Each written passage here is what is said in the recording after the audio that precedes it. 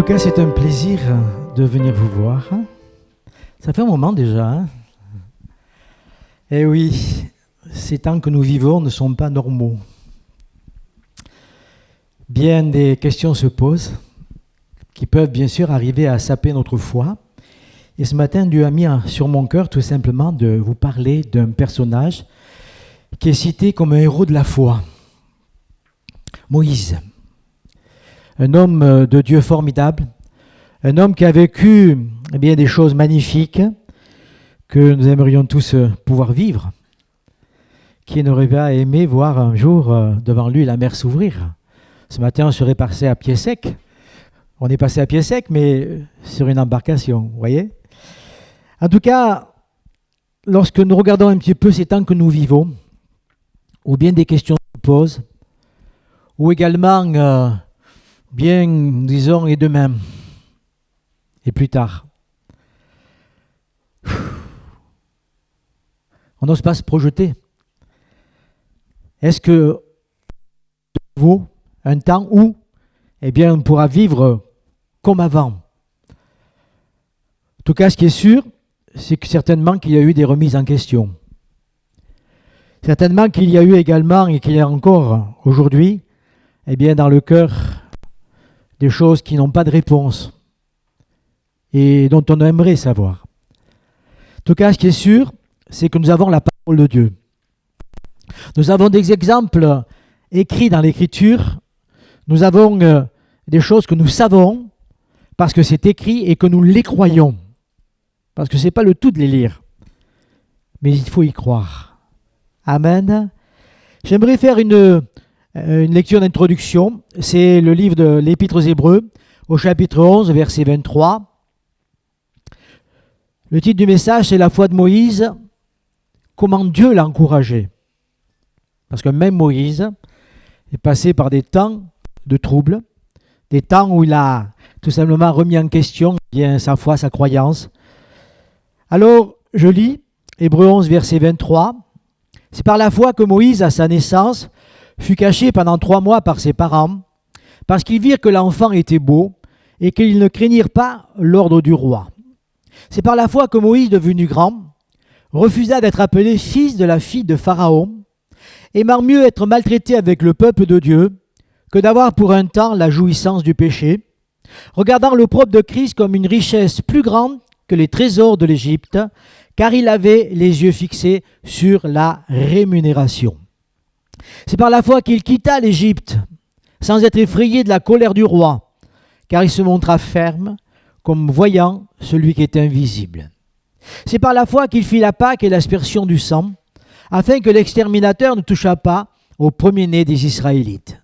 C'est par la foi qu'ils traversèrent la mer Rouge comme un lieu sec, tandis que les Égyptiens, qui en firent la tentative, furent engloutis. Amen. On stoppe la lecture ici. J'aimerais faire un petit rappel, nous souvenir un petit peu que les circonstances de la naissance de Moïse sont particulières. Le désir de Pharaon est de répandre la mort. Et tout simplement, si je lis Exode, chapitre 1er, verset 13, il nous est dit que les Égyptiens réduisirent les enfants d'Israël à une dure servitude. Ils leur rendirent la vie amère par de rudes travaux en argile et en briques, et par tous les ouvrages des champs, et c'était avec cruauté qu'il leur imposait toutes ces charges. Le roi d'Égypte parla aussi aux sages-femmes des Hébreux, nommées l'une Shifra, l'autre Pua. Il leur dit, quand vous accouchez chez les femmes des Hébreux, et que vous les verrez sur les sièges, si c'est un garçon, faites-le mourir. Si c'est une fille, laissez-la vivre. Vous voyez un petit peu? Moïse est un garçon. Donc, normalement, eh bien, à peine sorti du ventre de sa maman, il aurait dû mourir. En tout cas, dès son enfance, nous le savons, c'est l'histoire qui est là, Moïse a été séparé de ses racines véritables. Il s'est trouvé entre 2 mères, sa mère véritable et une autre adoptive. Sa vocation également s'en trouve contrariée quand il pense avoir reçu la vocation de délivrer ses frères. Et voilà qu'il va être rejeté par eux-mêmes. Acte 7, 25 nous dit qu'il pensait que ses frères comprendraient que Dieu leur accordait la délivrance par sa main, mais ils ne comprirent pas. Donc, il a accumulé, dès les 40 premières années de sa vie, des frustrations qui auraient normalement pu avoir raison de sa foi. Je parle de cela parce que nous, aujourd'hui, nous vivons des choses difficiles. Des frustrations, elles ne manquent pas. Je ne sais pas chez vous, mais chez bien de ceux que je connais, et puis chez moi-même également, eh bien, il y a des temps difficiles. Il est conduit également à s'exiler pendant 40 années. Puis, eh bien, les choses vont se mettre tout à coup en mouvement. Est-ce que Dieu est oublieux de ses promesses? Non. Dieu sait exactement ce qu'il fait. Alors, Acte 7, 29 nous dit que suite à cette parole, Moïse prit la fuite. Il alla séjourner dans le pays de Madian, où il engendra 2 fils. 40 ans plus tard, un ange lui apparaît au désert de la montagne de Sinaï, dans la flamme d'un buisson en feu. Alors nous verrons, et nous allons voir maintenant par quel signe Dieu s'est manifesté à Moïse, au point quelque part de rallumer la foi. Amen. Et Dieu sait comment s'y prendre quand il veut tout simplement ranimer notre foi, la rallumer. Alléluia. Alors les mêmes signes ont une réalité aujourd'hui, bien sûr, et pour nous, eh bien, c'est dans la personne du Christ, c'est dans la personne de Jésus. Même si certains de ces signes étaient aussi destinés à Israël, il était d'abord pour Moïse, pour lui, afin de l'encourager. Il y a des éléments devant lesquels eh bien, l'homme sans Dieu est impuissant. Nous le savons pour l'avoir vécu, parce que nous avons vécu un temps sans Dieu. Amen. Et ce sont des domaines devant lesquels l'homme fuit. Combien ont dû fuir, ne serait-ce que leur responsabilité devant des situations ou des charges trop lourdes. Un petit peu comme Moïse l'a fait devant le serpent. Vous savez, il a eu peur, bien sûr. Alors ces domaines sont liés et il y a ce que j'appelle des intercommunications entre eux, car ils constituent comme, je dirais, un cercle, mais un cercle vicieux. Et dans tous ces domaines, il faut savoir une chose, c'est que Jésus, lui, il a triomphé. Il a remporté la victoire. Ce qui aujourd'hui t'incommode, parce que tu ne sais pas comment t'en sortir, tu as besoin de lever les yeux vers lui et de lui faire confiance. Alors il y a ce buisson, en particulier ce buisson, le buisson ardent. Exode 3, verset 2 nous dit que l'ange de l'Éternel lui apparut dans une flamme de feu, au milieu d'un buisson. Moïse regarda, et voici le buisson était tout en feu, et le buisson ne se consumait point. Alors il était nécessaire à Moïse de faire une rencontre déterminante avec Dieu. C'est la même chose pour nous. Nous avons besoin de sentir cette présence, de savoir qu'elle est là. Il y a eu un temps où il y a eu cette rencontre. Je me souviens, moi c'est comme si c'était hier, la rencontre avec Jésus, le jour où j'ai eu la révélation de son amour. Le jour où j'ai compris qu'il était mort pour moi, que je comptais à ses yeux, que je n'étais plus seul dans la vie. C'est quelque chose de grand, de formidable. Amen. Alors le buisson évoque, ce buisson ardent évoque la personne de Jésus, du Christ. Il s'est embrasé d'amour et de compassion. Je dirais que également ses sentiments ont été comme ce feu intérieur dont il brûlait sans se consumer pour autant. Amen. Car rien n'a pu le réduire en un tas de cendres. Amen. Jésus est allé jusqu'à la mort, oui. Mais il est descendu de la croix. Il est sorti du tombeau. Et aujourd'hui, il est vivant, il est au milieu de nous. Alléluia. Et je dirais que le feu ultime qui est tombé sur lui, eh bien, était bien celui-ci, la mort de la croix. Mais là, et je viens de le dire, là encore, eh bien, ce feu n'a pas eu raison de lui, parce qu'il a vécu. Il est ressuscité. Est-ce que tu sens cette présence? Pas seulement dans les moments de troubles difficiles où tu dis, mais il n'y a que toi, Seigneur. Il est là tous les jours. Amen. Tous les jours que Dieu fait, eh bien, il est là avec nous. Amen. Alors, lorsqu'il est sur la montagne, Dieu va dire à Moïse, n'approche pas d'ici, ôte tes souliers de tes pieds, car le lieu sur lequel tu te tiens est une terre sainte. Là, bien sûr, il va y avoir l'épisode du bâton qui se transforme en serpent. Vous connaissez l'histoire. Moïse s'est mis à fuir devant le serpent. Il a eu peur, bien sûr. Et c'est vrai que depuis la chute en Éden, eh bien, le serpent est devenu synonyme de l'adversaire, du diable. comme ennemi de Dieu, mais il faut le savoir aussi, comme ennemi de l'homme. Il est aussi appelé le tentateur, le prince de la puissance de l'air. Et oui, dans sa lettre aux Éphésiens, chapitre 2, verset 1, Paul dit « Vous étiez morts par vos offenses et par vos péchés dans lesquels vous marchiez autrefois, selon le train de ce monde, selon le prince de la puissance de l'air, de l'esprit qui agit maintenant dans les fils de la rébellion. » J'étais un fils de rébellion. Pas seul, vous en faisiez partie aussi. Amen. Mais il est dit que c'était autrefois. Alléluia. Si je dis cela, c'est parce que, il ne s'agit pas de voir avec un adversaire, je dirais, un élément dépersonnalisé, mais bel et bien quelqu'un qui est doté d'une intelligence, d'une identité propre, d'une volonté, d'une aptitude à élaborer une stratégie, car il possède, oui, une intelligence particulièrement développée. Ne négligez pas cet aspect. L'adversaire sait jouer avec vous, avec nous. Amen. Seulement, ce qui est important, c'est de réaliser que pour lui, il y a eu un terme, un stop, un arrêt. Il y a eu sa chute. Alléluia. Bien sûr, depuis, il met au service du mal et de la destruction, ses talents, ses forces, ses capacités. Pourquoi? Parce que ce qu'il a comme arrière-plan, ou même pas caché, c'est de nous nuire. Son rôle à lui, c'est cela, c'est de nous nuire. Son domaine à lui, c'est celui des ténèbres, du mensonge, de la tentation. Il a son royaume, ses sujets, ses fils, ses principes et ses lois. C'est les siennes. Mais ce n'est pas celle de Dieu. Ce n'est pas celle d'un enfant de Dieu. Il faut savoir, et je ne sais pas si vous vous rappelez ou si vous avez vu des images, quand on voit les 10 commandements, quand on voit également des films sur Moïse, le pharaon lui-même portait la représentation d'un serpent sur son front comme symbole de son pouvoir. Et oui. Alors, le bâton de Moïse, lui, peut représenter la croix. La croix par laquelle Jésus a vaincu. L'adversaire croyait avoir vaincu, lui. Quand Jésus est allé jusqu'à la croix mourir. Mais lors du 3e jour, il est sorti vivant du tombeau. Amen. Il a vaincu. Et comme le dit l'apôtre Paul, Colossiens chapitre 2, verset 15, il a dépouillé les dominations et les autorités.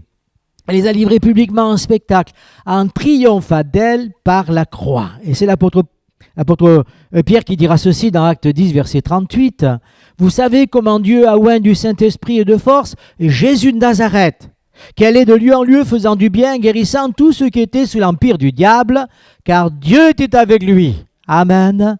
Et ça n'a pas changé. Dieu est toujours avec lui. Alléluia. Même quand Jésus a dû subir le châtiment à la croix, Dieu était encore avec lui. Même s'il l'a abandonné, livré comme à lui-même, le temps de la mort, de se charger de nos péchés, de nos iniquités, mais il n'a pas été abandonné du Père. Amen. Jean également dit ceci, 1 Jean 3, 8, « Celui qui pêche, il est du diable, car le diable pêche dès le commencement. Le Fils de Dieu a paru afin de détruire les œuvres du diable. » Amen.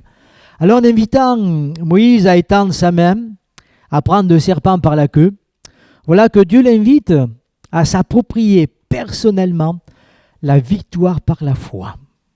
Quelque part, Dieu lui montre de quelle autorité il peut disposer. N'hésite pas à prendre toi aussi le serpent par la queue. Parce qu'en Christ, tu as une autorité. Tu es un enfant de Dieu. Alléluia. Celui qui est en toi est plus grand que celui qui est dans le monde. Alors ne sois pas le jouet de l'adversaire. Ne te laisse pas quelque part perturbé par cela. Il y a aussi l'épisode de la lèpre. Vous savez, quand Dieu lui dit, allez, mets sous ton aisselle tout simplement ta main, il la sort, il y a cette lèpre. Vous regarderez dans le livre de l'Exode, chapitre 4. En tout cas, la lèpre, nous le savons, c'est le symbole du péché. Il est cependant important de préciser que le lépreux n'est pas un plus grand pécheur qu'un autre homme. Non. Le péché, nous le savons, a sa source dans la nature humaine, comme le montre la main de Moïse qui en est recouverte en sortant de son sein. Jésus va dire dans Matthieu 15, verset 19, « C'est du cœur que viennent les mauvaises pensées, les meurtres, les adultères, les impudicités, les vols, les faux témoignages, les calomnies, et il y en a tant d'autres. En tout cas, le domaine du péché est celui de la chair et du monde. Paul lui-même en parle dans Galates chapitre 5 verset 19. Les œuvres de la chair sont manifestes. Ce sont l'impudicité, l'impureté, la dissolution et tout ce qui va avec. En effet, et on doit le dire comme cela, un comportement inspiré par l'être instinctif est facile à reconnaître, bien sûr. On sait bien de quoi est capable l'homme lorsqu'il est livré lui-même à ses penchants. Qui n'a jamais dit un jour, croyant connaître une personne, de lui, d'elle, j'aurais jamais pensé ça. Eh oui, pourtant, il avait un aspect jusque-là remarquable. Eh oui. Alors, quand il est dit que nos penchants naturels sont là, ils nous guettent, ils veillent tout simplement à nous surprendre un jour. Et il y a les pensées impures. Qui peut lire dans la pensée de quelqu'un? Personne. Il y a la sensualité, l'immoralité, l'indécence, le libertinage, l'adultère, la débauche. Et il y en a encore. C'est ensuite l'adoration des faux dieux. On passe à un niveau tout autre. Les superstitions. Eh oui. L'occultisme, la sorcellerie, la magie.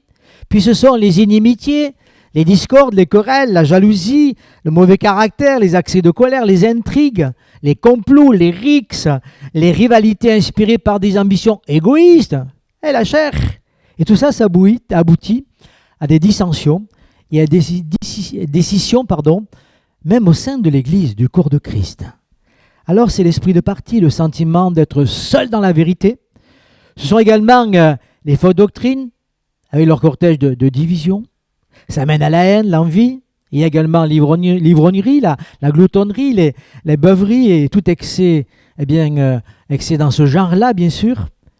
J'en dis que celui qui commet de telles actions, il n'a aucune part à l'héritage du royaume de Dieu. Vous voyez, c'est pas peu. C'est pas des choses sur lesquelles on peut glisser en disant ouf. Non.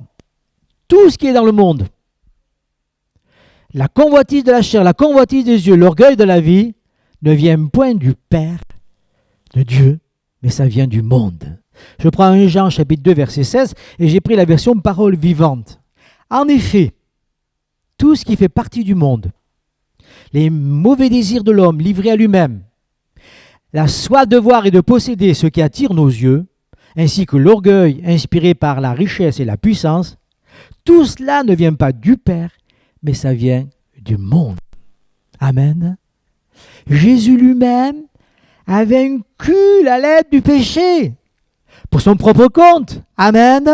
Et comme le dit l'auteur de la lettre aux Hébreux, chapitre 4, verset 15, nous n'avons pas un souverain sacrificateur qui ne puisse compatir à nos faiblesses. Au contraire, il a été tenté comme nous en toutes choses, sans commettre le péché.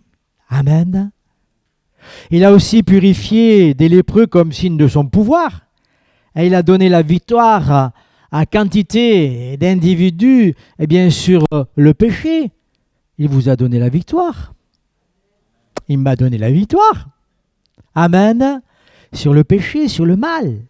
C'est Paul qui dit ceci dans Romains chapitre 6, verset 14. Le péché n'aura point de pouvoir sur vous, puisque vous êtes non sous la loi, mais sous la grâce. Amen. Elle n'est pas belle, notre position? Mais bien sûr.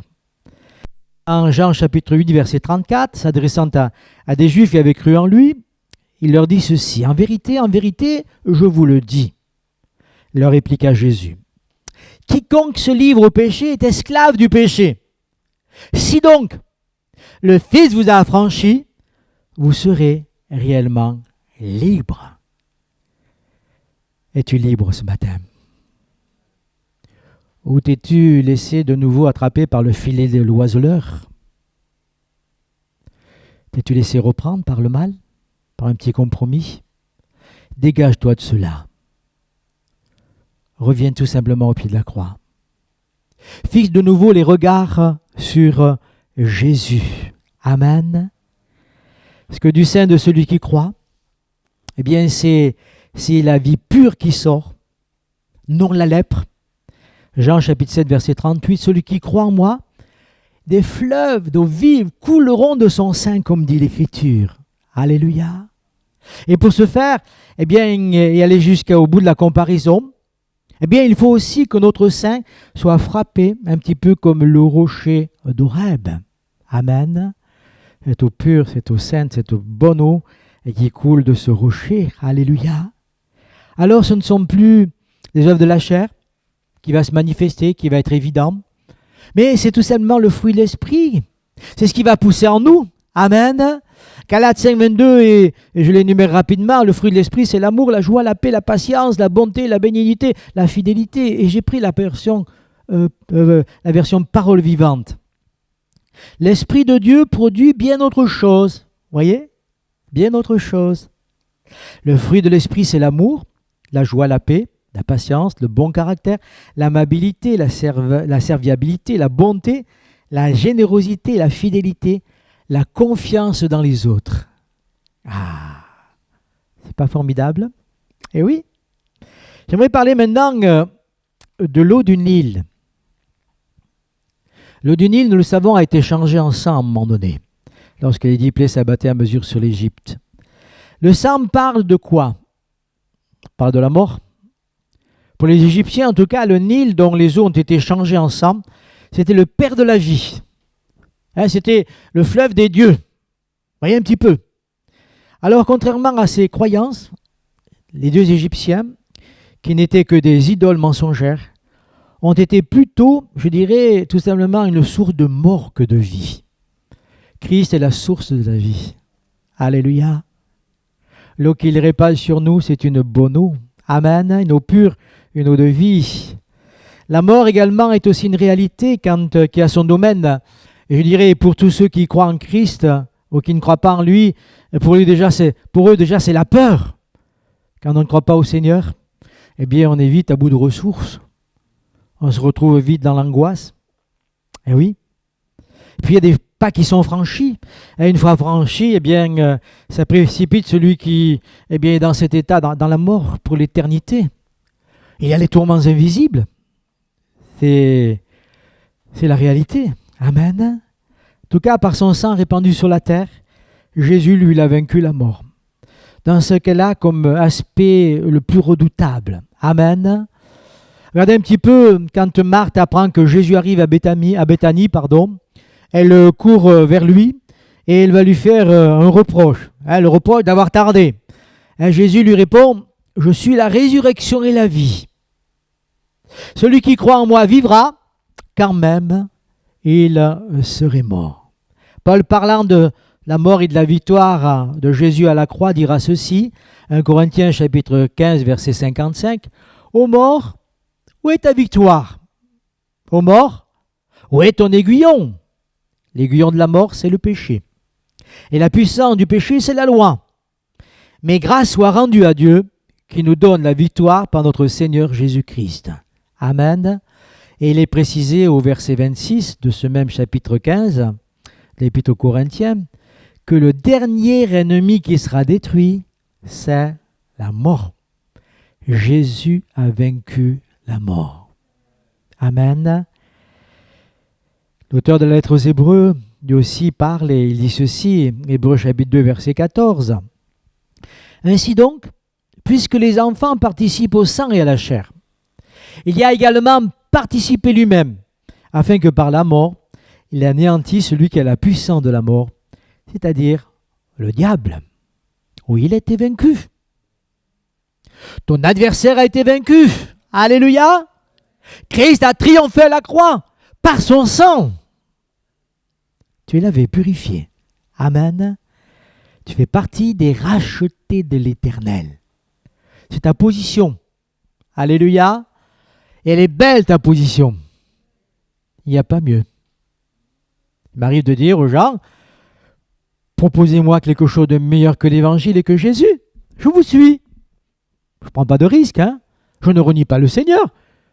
Parce que je sais qu'il n'y a pas mieux. Amen. J'ai celui en moi qui répond à tous mes besoins. Amen. Celui qui meurt avec son péché et sa culpabilité, la mort c'est l'ennemi qui le sépare définitivement de Dieu. Satan, lui, il a la puissance de cette forme de mort, car il sait que celui qui ne croit pas sera condamné. C'est pour ça qu'il ne veut pas lâcher prise. C'est pour ça qu'il ne veut pas vous laisser tranquille. Eh oui, je lis ce texte, Apocalypse 21, verset 8. Pour les lâches, les incrédules, les abominables, les meurtriers, les impudiques, les enchanteurs, les idolâtres et tous les menteurs, leur part sera dans les temps ardents de feu et de soufre, ce qui est la seconde mort. Par contre, pour ceux qui sont à Jésus-Christ, il y a non seulement l'assurance d'être avec lui après la mort, mais aussi celle de la résurrection. Amen. Seigneur n'a pas dit qu'il nous épargnerait la mort physique. Nous naissons pour mourir, j'ai encore entendu il n'y a pas longtemps. Ben oui. Dans Apocalypse, chapitre 20, verset 6, il est dit « Heureux et saints ceux qui ont part à la première résurrection. La seconde mort n'a point de pouvoir sur eux, mais ils seront sacrificateurs de Dieu et de Christ, car ils régneront avec lui pendant 1000 ans. » Et puis vous connaissez ce texte de l'Épître aux Thessaloniciens, Thessaloniciens chapitre 4, verset 15, les versets suivants. « Voici en effet ce que nous vous déclarons d'après la parole du Seigneur. Nous, les vivants, restés pour l'avènement du Seigneur, nous ne devancerons pas ceux qui sont morts.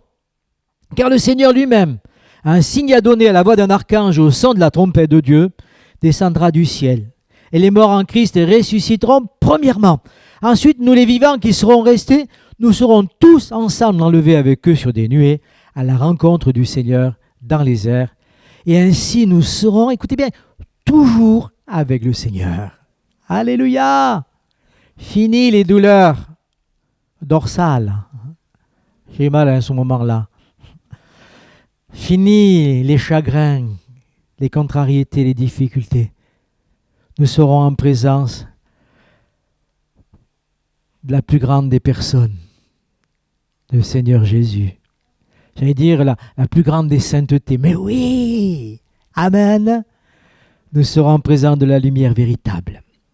Avant de conclure, en parlant d'une dernière chose, j'aimerais dire que ces signes accordés à Moïse lui ont été donnés d'abord pour lui-même. Ensuite, bien sûr, pour Israël, et enfin pour nous, justement, afin que nous mesurions la puissance de la victoire qu'il y a en Jésus. Il a triomphé sur tous tes ennemis, sur toute la puissance qui veut essayer de t'écraser. Amen. Le dernier point, il est là.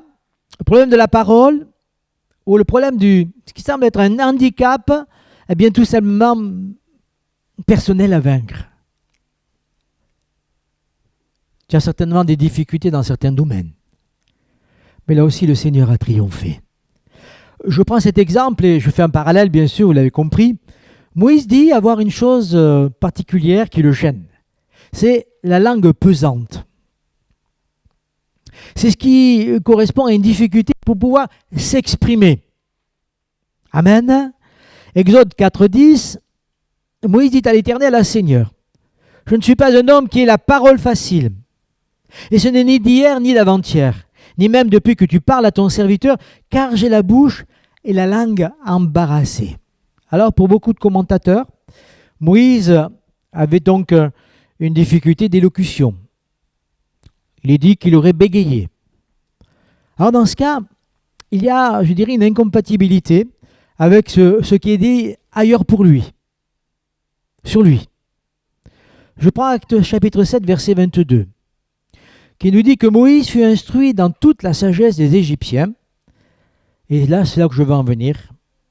Il nous dit qu'il était puissant en parole et en œuvre. Amen. Puissant en parole, puissant en œuvre. La parole vivante traduit ce même texte d'Actes chapitre 7, verset 22. Ainsi, il est dit que c'est ainsi que Moïse fut initié à toute la science des Égyptiens et qui devint un habile orateur. T'aimerais pas qu'il soit embarrassé avec la langue, d'accord? Aussi bien qu'un homme d'action remarquable. Il est donc logique de penser que, oui, certainement que Moïse avait une difficulté à s'exprimer, mais je dirais qu'il avait une difficulté à exprimer un message de la part de Dieu. il avait été enseigné dans toute la sagesse des Égyptiens. Il avait donc le savoir des Égyptiens. Alors ce n'était pas nouveau pour lui quant à la forme, au fond comme, je dirais, comme contenu, bien sûr. Et je dirais que il en est de même pour nous. Est-ce que c'est toujours facile pour vous de parler de Jésus? De parler de votre foi? Est-ce qu'il vous semble des fois être dans l'incapacité de pouvoir vous exprimer comme vous aimeriez le faire? Eh oui, eh oui. Même, je dirais, les hommes les plus éloquents pour les choses de ce monde, comparables, je veux dire, à la sagesse des Égyptiens, quand on doit parler de Jésus, c'est quelque chose de particulier. Je dirais que d'une manière naturelle, personne n'est habilité pour parler à Dieu et pour parler de lui. Amen. Mais là où je veux en venir, c'est là. De même que Dieu a donné à Moïse son frère Aaron, parce que quand il lui a dit cela, il a dit « Ok, tu as ton frère, et lui il est facile, il parle facilement, ah, il va pouvoir parler à ta place. » Donc Dieu a donné à Moïse Aaron comme porte-parole. Voilà que nous, il nous a donné plus grand qu'Aaron. Il nous a donné Jésus comme parole faite chair. Amen. Il est là comme notre avocat. Gloire à Dieu. Un avocat, c'est un bagou. Non? Ça parle bien, c'est éloquent. Il est là comme médiateur entre nous et Dieu. Pas formidable? C'est-à-dire qu'il a des arguments et il les présente. Et il sait se servir de ce qu'il sait sur nous. Il est également l'interprète. Quand il y a des choses que nous ne comprenons pas, il est là pour nous les interpréter, pour faire une démonstration. Amen.